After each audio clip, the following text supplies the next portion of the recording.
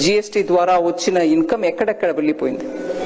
Infrastructure 144 Vande Bharat express తీసుకొచ్చాం, ఎక్కడి నుంచి వచ్చింది డబ్బు? ఎయిర్పోర్ట్స్ డబుల్ అయ్యాయి, ఎక్కడి నుంచి వచ్చింది డబ్బు? 60% కంటే ఎక్కువ హైవేస్ కొత్తగా కట్టాం, ఎక్కడి నుంచి వచ్చింది డబ్బు?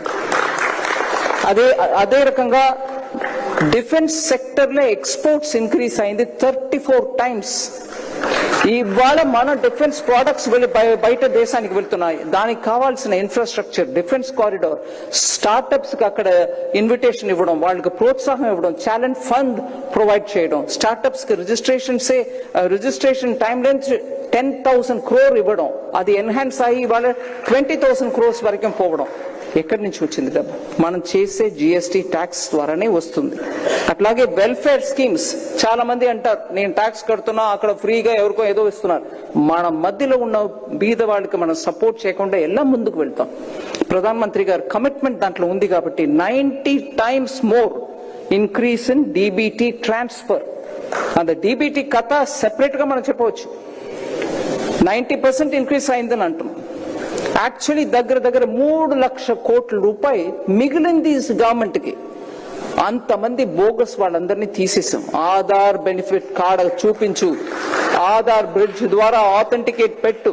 So tax payers money is going for I don't know what. మేము మిడిల్ క్లాస్ పే చేస్తున్నాం. నేను మిడిల్ క్లాస్ తాం బాబు, నేను ట్యాక్స్ ఇవ్వడం పే చేస్తాం, ముందు పే చేశాను. మన డబ్బుని సరిగా యూజ్ చేసే గవర్నమెంట్ మనకు కావాలి.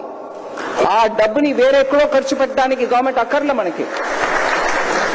అట్లాగే మనం ఆ డబ్బు సరిగా యూజ్ చేసే గవర్నమెంట్ ఉండాలి. కాబట్టి ఆ డిబిటీ ద్వారా ఎక్కడెక్కడో పుట్టిన పిల్లలకి పోతున్నాయి, చచ్చిపోయిన వాళ్ళకి పోతుంది. ఇవన్నిటిని కరెక్ట్ చేసి 3 లక్షల కోట్ల రూపాయలు దాంట్ నుంచి మినహాయించాం. We saved it back. Fraud account కి వెళ్ళడాన్ని ఏ నాడు పిఎం గారు ఒప్పుకోరు, అందువల్ల అది మిగిలింది. గరీబ్ కళ్యాణ్ మీకు తెలుసు, 25 crore అవుట్ ఆఫ్ పావర్టీ. 25 కోట్ల జనాన్ని పావర్టీ నుంచి తీసి బయట తీసుకొచ్చాం. They are no longer poor, they are aspirational middle class, but maybe at the bottom rung. వాళ్ళకి కూడా మనం ఫెసిలిటీ చేసి ఇవ్వాలి. స్టార్టప్స్ మీకు తెలుసు 350 ఉండే స్టార్టప్స్ ఇవాళ 1.5 lakh స్టార్టప్స్ ఈ దేశంలో ఉన్నారు. Visakhapatnam has very good number of startups who are doing excellent work. So ఒక్కసారి కంపేర్ చేసి చూస్తే ట్యాక్స్ టెర్రరిజం ఉండి 30% పైన ట్యాక్స్ కలెక్ట్ చేసే రెజీమ్ పోయి యూపీఏ ఇవాళ మీకు pro people lower tax second generation GST తీసుకొస్తున్నాం.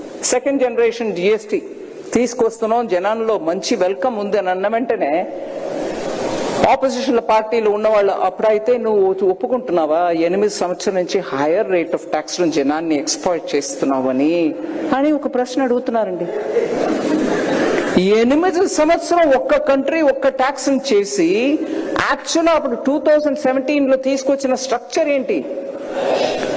జిఎస్టీకి ముందు ఉన్న ఐటమ్ ఒక్కొక్క ఐటమ్ ని చూసి అది 6% లేకపోతే 7%, కొన్ని స్టేట్స్ లో 4% ఉన్న అట్లాంటి ఐటమ్స్ అన్నిటిని 5 లో తీసుకొచ్చారు అప్పుడు 2017లో. అట్లాగే ఒకే ప్రోడక్ట్ అది ఒక స్టేట్ లో 10%, ఇంకో స్టేట్ లో 13%, ఇంకో స్టేట్ లో 15% గా ఉంటే అవన్నిటిని కలిపి 12% గా తీసుకొచ్చారు 2017లో. అట్లాగే ఒక ప్రోడక్ట్, ఏదో ఒక ప్రోడక్ట్ అది ఒక్క స్టేట్ లో 16%, ఇంకో స్టేట్ లో 21%, ఇంకో స్టేట్ లో 22%, రకరకాలుగా ఆ ఒక్క ప్రోడక్టే ఉంటే అవన్నిటినీ కలుపుగట్టుగా 18% లో తీసుకొచ్చారు.